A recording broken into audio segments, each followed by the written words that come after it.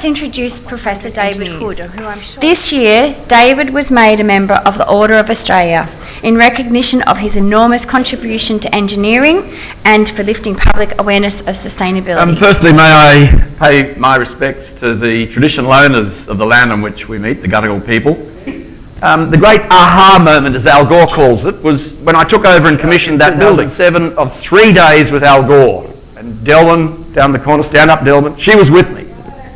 Everyone knows Delwyn. She was with me at that great session, and there's Big Al saying, get into those universities, David, and sort them out. Yeah. But for me, there's something far more important. And here she is. That's my granddaughter, 1 week old, looking up at me and saying, Grandpa, is this CO2 thing really get you into that? Now, I want to talk a little bit about the science of global warming.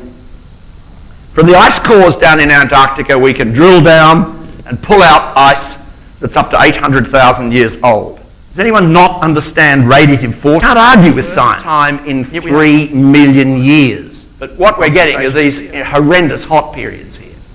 And how's our buildings and our infrastructure going to cope with it? And Al Gore said, the news that some stations have measured concentrations over 400 parts. The National Academy of Science in the world has signed off and said, no longer debating it, it's happening. And yet we still have these deniers saying it's not happening. Now, even these great left-wing hippie organisations, the World Bank, are saying 4 degrees and urging people to turn down the heat.